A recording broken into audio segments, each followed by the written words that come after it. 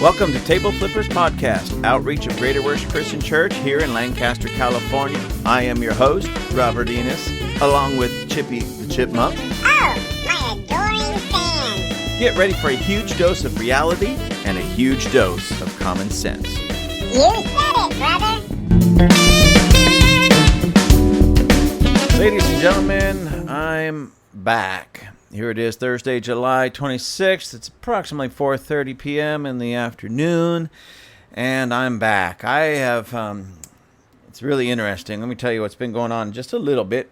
Now, I think most of you, at least those of you who follow me, know that my studio was a travel trailer, a small travel trailer that my wife and I and some friends had purchased, and we have it parked out back at the church, and I started using it as an office/studio. And then, and it worked great. It was fantastic throughout the winter because that thing heats up really good, and I was comfortable in there, has everything that I need, so I was really happy with it. Then summer hit, and it wasn't just that it was getting a little bit warm, because there's a AC unit in there that when I flip it on, 10-15 minutes, it's really nice, it's comfortable. But I walked in there the other day, and it was supposed to be 104 in our area. I have one of those thermometers that monitors outside temperature and inside temperature. So when I walked in, it was extremely hot. And of course, I look at the temperature, and it read 106 outside, but 109 on the inside. And even though I turned on the AC and it cooled off, it took about an hour before it was comfortable enough that I wasn't sweating. And I don't know, maybe I think I may have said something on one of the episodes about that, but it was extremely hot. So not that big of a deal for me because I could just switch on the AC and tough it out for a few minutes and then get into my groove. The problem is it's hard to keep electronics like my laptop, these microphones, recording instruments and such in that type of heat. So if I'm not in there with the AC and it's, triple digits, 109, well, you can only imagine what it's going to do to all of my electronics. So I decided I'm going to move back home to my in-house studio. So that's what I've been doing for the past couple days. That's why you haven't heard from me in the past couple days. I've been around. I've just been shuffling things around, trying to get things from a bedroom that we use for guests and such, and somewhat storage, to actually being able to use it for my studio and office, ladies and gentlemen. So it's official. I have a studio once again. On July 3rd, that was 3 days ago, July 3rd, Monday, my wife and I and a bunch of friends went to see that movie, Sound of Freedom, the Jim Caviezel movie about sex trafficking. And again, if you have been tracking me, you heard me talk about it. I think most of you knew that we were going to go see this. And I was geared up because there's not a lot of things in this world that makes me cry. But one of the things that gets me every time is when a child is hurt. I'm not saying all the time like a kid falls down and skins his knee or his elbow. That's normal. I don't like it. Please don't misunderstand me. I don't like it, but I don't necessarily, break out in tears because a kid fell off his bike and scuffed his elbow. That's what normal children do. But what gets me mostly is when children are abused, and mainly because, well, the abuse itself is horrendous enough, but when you tack onto that the absolute terror that a victim like that feels, I can't even imagine putting a child through that kind of terror purposely just to feed a perversion. See, I can't imagine that. I can't imagine. It's very difficult. I know it happens. It happens all around us all the time, but I still can't. I can't wrap my brain around that kind of mentality that would cause an adult to want to sexually abuse, sexually molest, sexually misuse a child, a minor. Anyways, back to the movie. The movie was fantastic. Jim Caviezel did a phenomenal job acting in this, and to me, I don't think he was really acting as much as he was just standing on principle and showing the world who he really is by standing against this stuff. Yes, of course, he was acting because he was playing the part of Tim Ballard, the gentleman that this movie was about.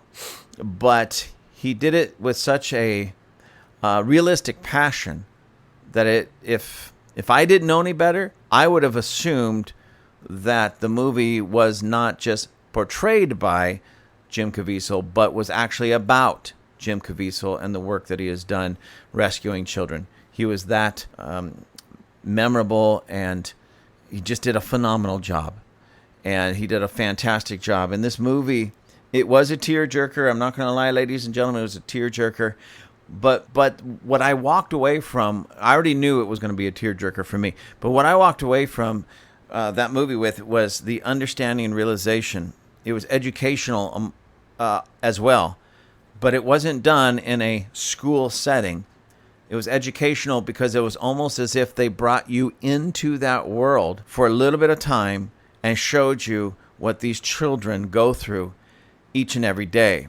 And there was a line in there, and you may have heard it when people are talking about this movie in interviews and such.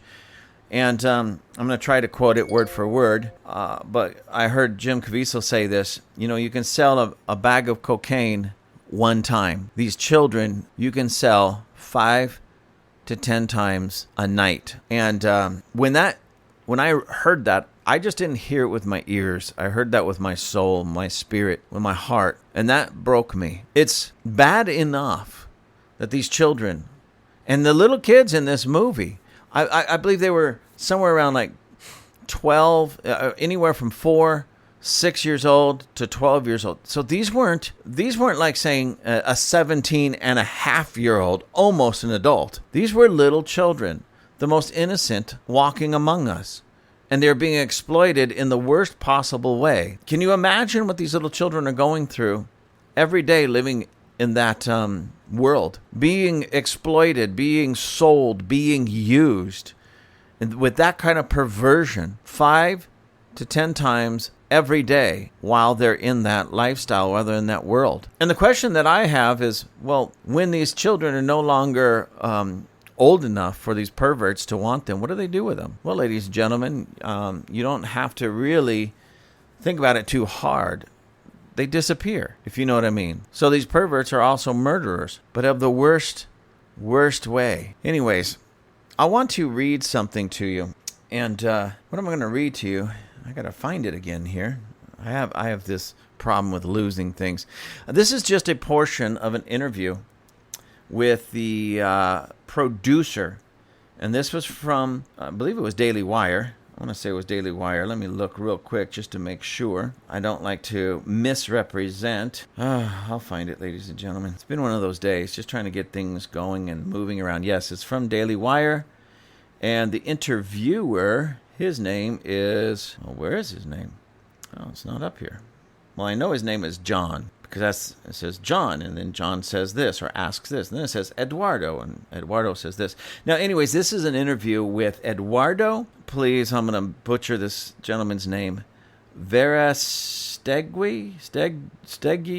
Anyways, Eduardo is his first name. His last name is spelled Verastegui, and he's the film's producer. And he was actually one of the actors in the film.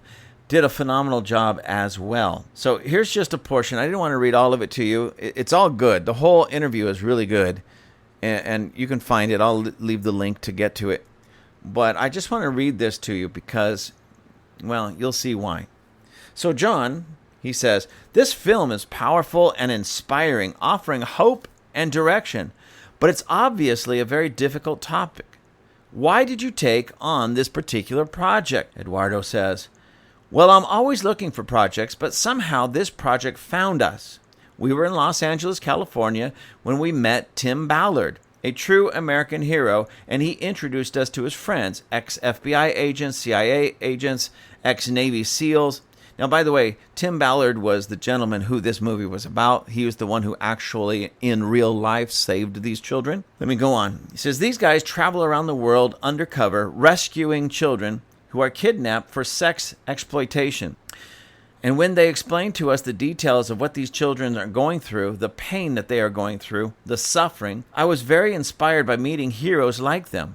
But I was depressed. I couldn't sleep for days. It was horrible. It was like a nightmare, and I couldn't look the other way. I couldn't remain silent. And Alejandro and I, we said, well, we have a weapon of mass instruction and inspiration. Film, movies. Movies can move people. We can make a movie. I asked Ballard, okay, so this is a global problem, right? And he said, yes, especially in the U.S. and Mexico. The U.S. is the number one consumer of child sex in the world, and Mexico is the number one provider. Ladies and gentlemen, I want to stop right here. Did you hear that? The U.S., the United States of America, is the number one consumer of child sex in the world, and Mexico, our southern neighbor, is the number one provider. Is it any wonder why the Democrats, the perverts that they are, want open borders? And many of these Border Patrol agents and citizens that monitor the border say that many of the cartels are trying to get children across the border. Oh, I wonder why. Because the perverts in the USA have connected with the perverts in Mexico, and they got this thing going.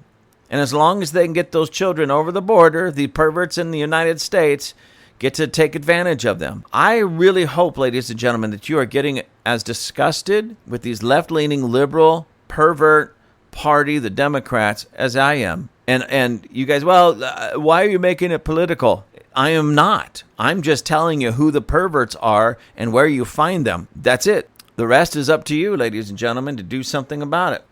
Okay, so let me go on. He says, so I asked him, how come if the United States is the most powerful country in the world, you have the intelligence, you have the army, the police, you have the technology, you have everything. How come we don't finish this problem? And he said to me, because it's not a priority. And we are not the solution, Eduardo. I can be the solution for one child, of course. If I save one child, you save the world. Thank God we have been able to save and to rescue many children, thousands of children. But this is beyond us. It's too big. Now, I totally agree with this gentleman, what he just said about how it's big and it's not a priority. But again, you have to ask yourself why it's not a priority. It's not a priority because of the perverts that we have elected are the ones behind it. Oh, let's just open the border. Well, don't you know there's child sex trafficking over the border? We don't care. Let them come in. Can you connect the dots, ladies and gentlemen? Please connect the dots. Please connect the dots. Now, some of you do listen to my podcast in other nations. It's the truth. The principle is the same anywhere you go. When you see people in high position, whether they be very wealthy, powerful businessmen or women, or politicians, government officials, and they make policies or they do things such as this, there's always a reason for it. Number one, money is usually the number one motivator. But what's the number two motivator? Sex. And then the number three motivator is sex and money together. Mark my words, ladies and gentlemen, you can always follow the money trail. But at the same time, you can always follow the sex trail. I'm not trying to sound, apocalyptic or anything. I'm just telling you the truth. And we see this in the United States of America on a daily basis. And so few are willing to talk about it or admit to it.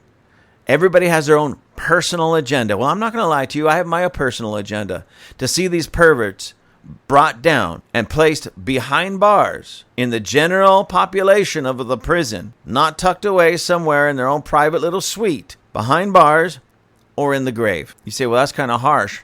That's my agenda, ladies and gentlemen. It's my agenda. Anyways, let me keep reading. He says, we're talking about millions of children that are kidnapped for sexual exploitation.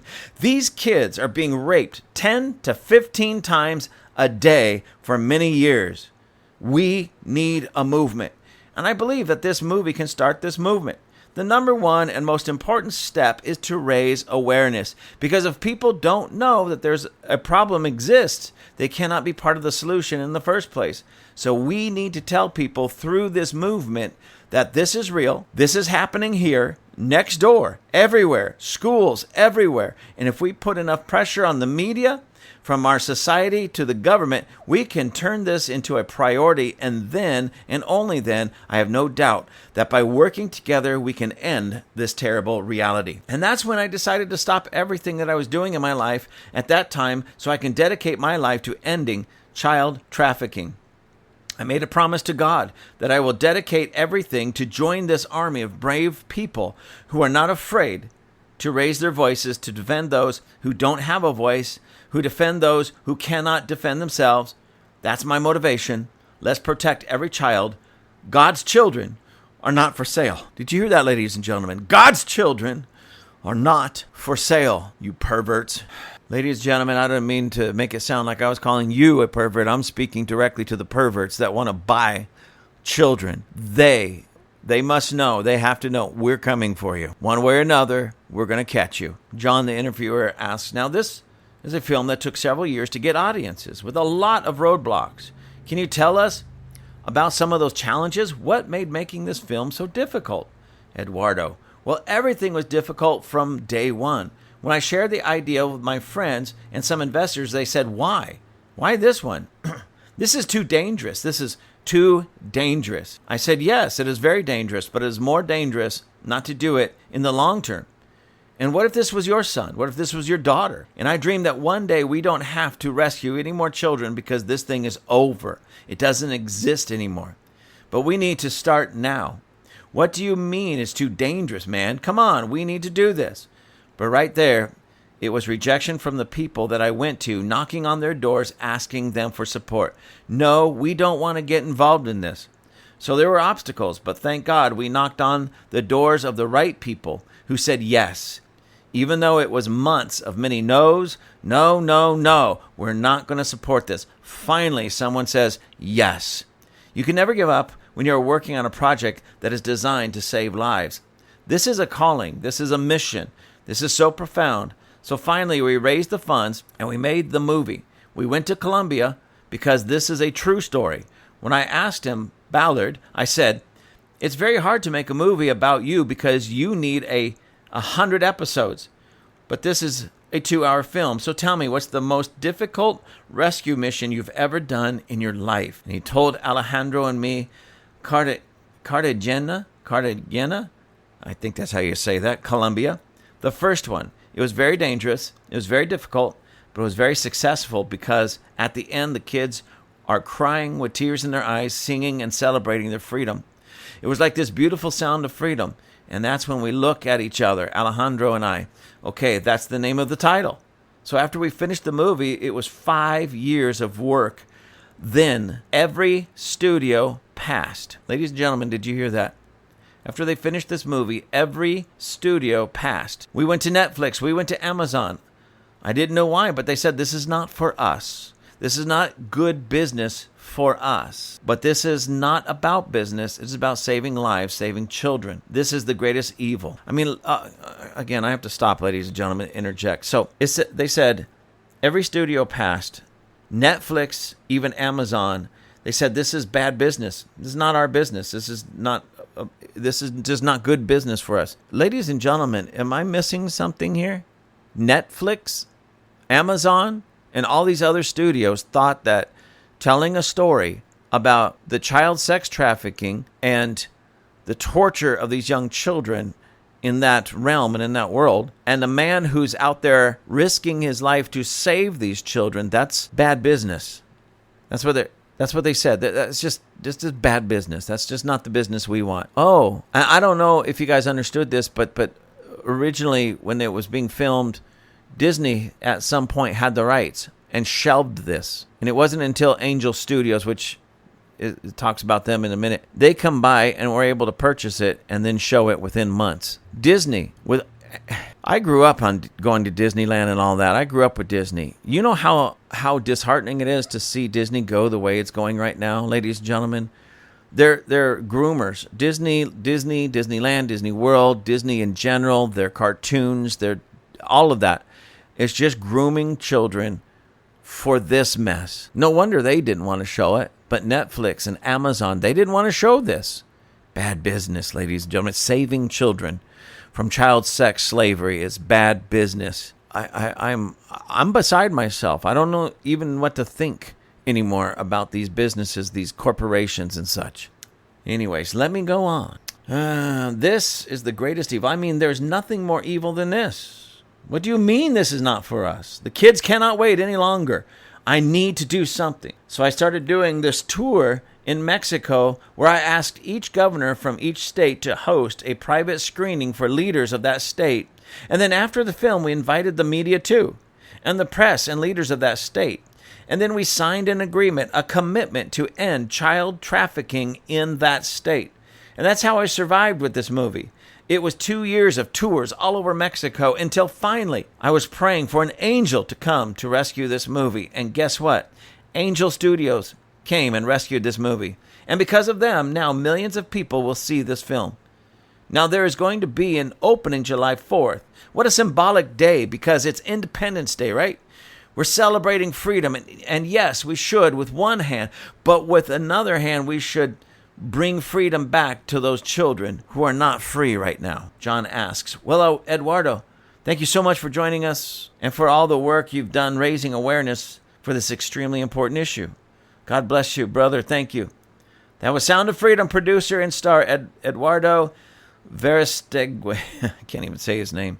And this has been a special edition of Morning Wire. I wanted to read that to you. And again, I'll put the link so you can read the whole interview if you want. I wanted to read that to you, ladies and gentlemen, because, well, of the obvious reason. This is a huge problem in our country and in the world. Millions of children go missing. Many of them end up in sex slavery. And our priorities truly are not right. Because right here in the United States of America, we have a lot of people demanding and now even debating this idea of reparations for slavery that ended in 1865. And yet their focus is on what happened in 1865 and demanding that they get payment today, even though none of those people are alive in 1865, and none of the slave owners are alive today that had slaves in 1865. And yet they're demanding reparations, this huge group of our population demanding reparations for slavery that happened way back then. And we still have child sex slavery happening right now under our nose. And we have all of these people saying, I want reparations for what my great-great-great-great-granddaddy had to go through many, many years ago. Instead of standing up and saying, no, forget the reparations for something that happened 200 years ago or 150 years ago and beyond. I want to stand up for the children right now that are in sex slavery. We need to put an end to this. Yes, ladies and gentlemen, our priorities are not right in America. Our priorities are not right. Even with the whole LGBT nonsense. Okay, I just heard somebody say recently, well, you know what? Nobody cared until they came after your children. That, I'm sorry, I want to agree, but I totally disagree. Because the LGBT community, these perverts, have been after our children for many, many, many, many, many years. It wasn't until they put a fake woman picture on a can of Bud Light, and that fake woman, that man dressed like a woman, put out a video for the world to see. It wasn't even until that. It wasn't until these perverts got a hold of the beer, Bud Light. Then everybody went, wait. Now they've crossed a line. They've crossed a line. Well, they've been after our children for many, many years. Many years. And nobody seemed to care. Why is it that in the United States of America or anywhere in the world, the children are always the ones that pay, are left behind, pushed aside? Why is that? Ladies and gentlemen, we need a priority change. We need to change our priorities here in the good old USA. I'm just kind of beside myself on all of this because I just don't understand it. I just do not understand the whole wickedness and perversion, how anybody could do that to a child. And then nobody seems to care until somebody puts a transgender's face on a Bud Light can. Am I missing something? I don't understand this. This brings me to another article that I want to touch on. And I'm going to read this whole article to you because Well, it has a lot to do with what I'm talking about. Maybe not directly the movie itself, but it does have a lot to talk about. I just want to show you how messed up our world is and our system is right now. In America, we've got to get on this. We've got to stand up for righteousness. We've got to stand up for these children. This is an article, and this is from penlive.com, and I believe it's a news source. I've just never heard of them. I just found this.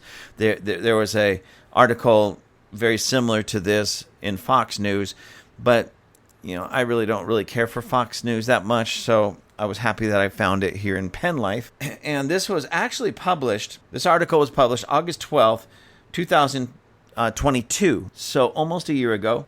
And the title of this article is Prison Sex Therapist Defends Pedophiles as Minor Attracted Persons, Outraging Victim Advocates. So there's this sex therapist who works for the prisons. Why do the prisons in Pennsylvania or anywhere in the world need a sex therapist on call? I mean, this is mind-boggling to me. This is mind-boggling. Anyways, again, this was published almost a year ago, and this is by Ivy De Jesus at penlive.com.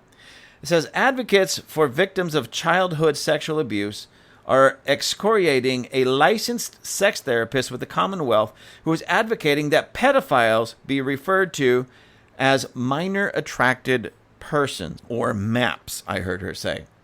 Miranda Galbraith of Pennsylvania Department of Corrections sex therapist and counselor this week engendered pushback after posting a video on social media seeming to defend pedophiles and calling on them to be referred to as minor attracted persons. She is helping to minimize the problem, said Mike McDonald, survivor of clergy sexual abuse and a leader of the state survivors network of those abused by priests. She's helping to minimize the truth, the depth, and the scope and gravity of the crime itself. In a YouTube video titled, Let's Talk About Minor Attracted Persons, Galbraith said pedophiles were probably the most vilified population of folks in our culture. Well, Miss Galbraith, I wonder why. They're molesting children. They should be vilified. Eek. The term pedophile, she goes on to say, the term pedophile has moved from being a diagnostic label to being a judgmental, hurtful insult that we hurl at people in order to harm them or slander them, Galbraith said. I also like to use person-first language that recognizes that any label we apply to a person is only part of who they are and doesn't represent everything that they are. Penn Live reached out to the Department of Corrections for comment. Press Secretary Maria Bevins indicated she would respond to the inquiry, but had not done so by Friday afternoon. McDonald, who was abused by two priests when he was between the ages of 11 and 12, and who has for years advocated for victims of clergy sex abuse, pushed back at Galbraith's suggestion. When I hear the term pedophilia, I get a punch in the gut, and I have to pay attention because I want to know more about that individual, said McDonald, who testified in the investigation into clergy sex abuse at the Archdiocese in Philadelphia. I want to know if the community is going to be safe where he or she is going to be allowed to return to after time. Minor attracted individual absolutely is a slap in the face to sexual abuse victims globally. We were victimized. We were targeted by predators who had groomed us and who had used us as their bait and as their play. That is the crime, and it needs to remain named a crime. Galbraith claimed that many minor attracted persons never act on their attractions. She pointed to incorrect assumptions about child sex offenders and referred to them as already marginalized population. An already marginalized population, ladies and gentlemen, these perverts. And she's concerned that these perverts, these pedophiles, these perverts, well, that they're just so marginalized. Well, I know how we can get them out of the margins. Let's get rid of them completely. Let's get completely rid of them once and for all. Let's rid them so that they can't harm another child and they can't harm anyone else. Let's get them out. Let's stop marginalizing them. I agree. Let's just get rid of them completely. Huh? How about we do that, Miss Galbraith? Don't get me going, ladies and gentlemen. Let me finish this article. Marcy Hamilton, a national advocate for victims of child sex abuse and statute of limitations reform, explains that Galbraith's suggestion is not unique, but rather something that has in recent years gained traction. There is a nascent movement largely led by parents of youth who are labeled as abusers to push back on sex offenders lists and to rename the offenders with more forgiving labels, said Hamilton, founder and CEO of Child USA. They may have a point with child-on-child abuse because when it comes to juveniles, they can receive treatment that will dramatically reduce their likelihood of repeating the crime. Few, however, receive the therapy they need. But this movement is undermining child protection when they seek labels like minor attracted persons for all perpetrators, which normalizes this heinous crime against children. Child sex offenders have earned the moral stigma attached to pedophile or ephebile, which refers to adults who are sexually attracted to adolescents, Hamilton argued. Attempting to make the perpetrator a victim rather than a child is another example how our culture persistently tends to favor adults to the detriment of the children, she said. These sorts of labels muddy the clarity we need to actually protect all children from child abusers.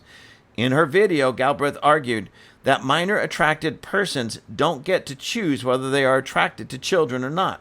Minor attracted persons simply mean that the person has an enduring sexual or romantic attraction to minors. They have not chosen this attraction, just as the rest of us have not chosen whether our attraction is. Galbraith said, you don't get to choose to be heterosexual or to be gay or whatever you are, and you don't get to choose to be a minor attracted person.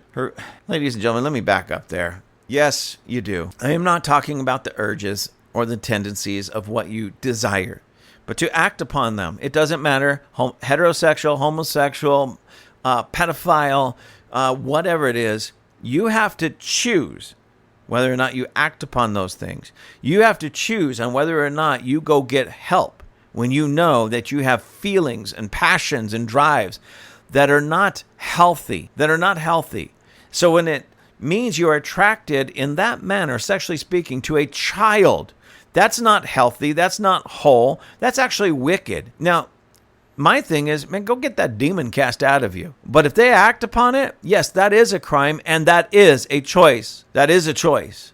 I'm sick and tired of our culture and our society giving everybody that chooses badly and poorly a pass. We are told that people with eating disorders, they're okay. Stop fat shaming. They're fine. Love your body. We are told people with drug addictions and alcohol addictions, you've got a disease, so it's not your fault. Oh, you're attracted to children. Oh, it's not your fault. Ladies and gentlemen, when are we as a society and as individuals going to take responsibility for our lives and for our actions and even the way we feel, even our attractions? Anyways, let me finish this. I'm almost done. It says her video has also garnered pushback from conservative social media pundits and figures. Evil! Florida Governor Ron DeSantis' press secretary Christina Pushaw tweeted in response to a copy of the video posted on Twitter account Libs of TikTok, Fox News reported. So, that's the end of it. It's a weird way to end this. But anyways, it's over. So check this out.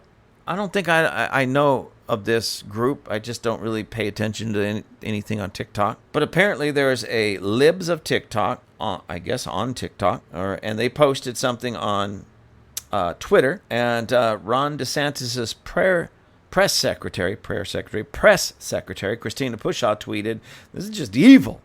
Evil." And I agree. It's evil. But isn't it interesting that this video was on Libs? Liberals, Democrats, ladies and gentlemen, left-leaners, Libs of TikTok. I mean, they're telling us who they really are.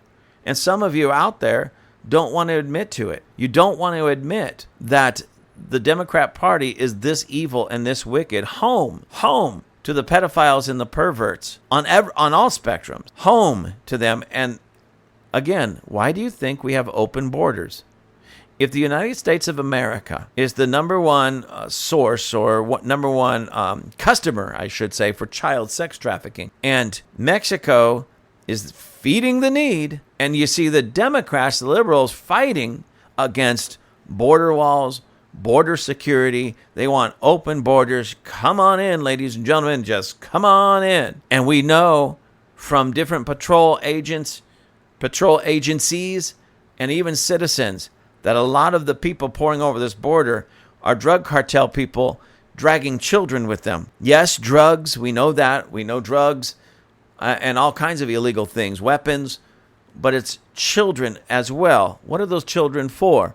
Many of them are to be sold here in the United States of America as sex slaves to these perverts, So again, I ask you, ladies and gentlemen, why would the Democrat Party want open borders knowing this is happening if they weren't involved in one way or another, making them just as perverted as the perverts buying these children and the perverts bringing them over here? It's disgusting. It's disgusting. As a matter of fact, I remember, I got to do a little bit of research on this.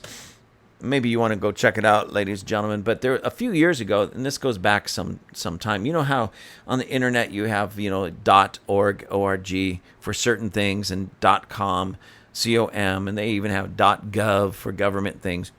Well, some conservatives wanted to do something with all the porn sites and pornography, that if it had anything to do with pornography, they wanted it .xxx.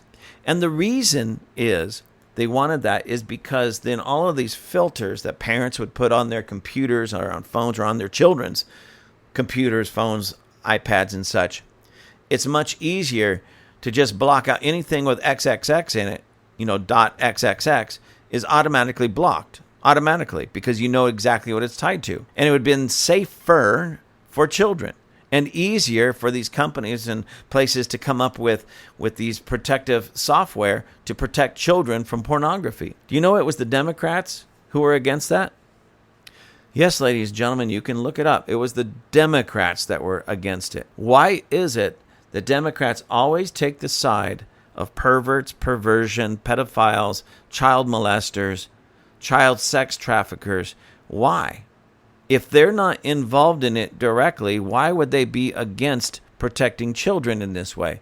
Why would they be against putting an end to child sex trafficking? Why? Well, because maybe, I don't know, when we have a president, a Democrat president, that goes around sniffing little girls and touching them inappropriately to the point that the president's own daughter says how scared she was because anytime she took a shower, who knew when Uncle Joe would just break in there and want to take a shower with her? I mean, what in God's name is going on? And then we have the Hunter Biden when he's smoking crack and with a minor in the room and all of this perversion. I mean, it runs in that family and they're all Democrats.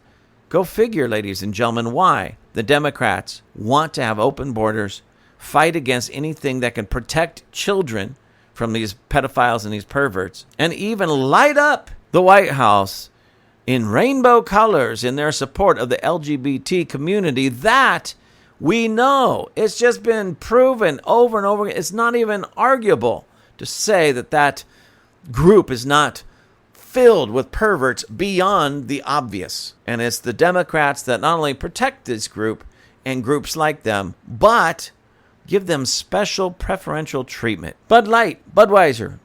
Do you know why people freaked out over Dylan Mulvaney's face on their can of beer? It wasn't just because of a man dressed like a woman. It was because of what that represents and now what you represent, you perverts, you pedophiles, you greasy, disgusting, perverted.